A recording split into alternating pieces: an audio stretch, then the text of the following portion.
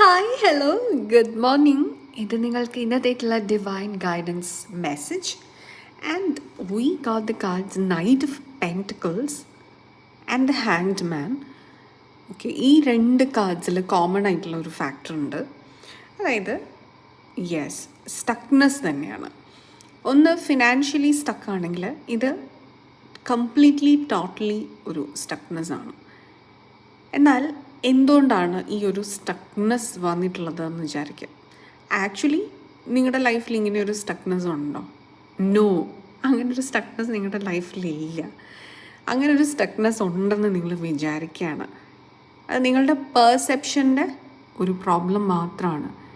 ഇവിടെ നിങ്ങൾക്ക് ഒരു ലെസൺ പഠിക്കാനുണ്ട്. ആ ലെസൺ നിങ്ങൾ ഇതുവരെ മനസ്സിലാക്കിയിട്ടില്ല.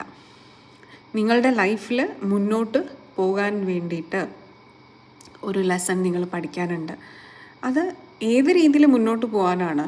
യൂണിവേഴ്സ് ആഗ്രഹിക്കുന്ന രീതിയിൽ, അല്ലെങ്കിൽ നിങ്ങളുടെ സോള് നിങ്ങളിൽ നിന്ന് ആഗ്രഹിക്കുന്ന ഒരു തിരിച്ചറിവ്, ഒരു അപ്ഗ്രഡേഷൻ, ഒരു എവല്യൂഷൻ. അതിനുവേണ്ടി ഇപ്പം നിങ്ങളൊരു ലെസൺ പഠിക്കേണ്ടതായിട്ടുണ്ട്. പക്ഷെ അത് നിങ്ങൾ മനസ്സിലാക്കുന്നില്ല. അതുകൊണ്ടുണ്ടാകുന്നൊരു സ്റ്റക്നെസ് ആണ്.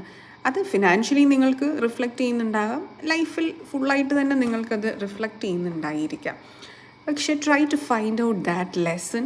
നിങ്ങളുടെ ലൈഫ് ഈ സ്റ്റക്നെസ്സിൽ നിന്ന് റോക്കറ്റ് സ്പീഡിൽ മുന്നോട്ട് പോകുന്നത് നിങ്ങൾക്ക് മനസ്സിലാക്കാനായിട്ട് സാധിക്കും.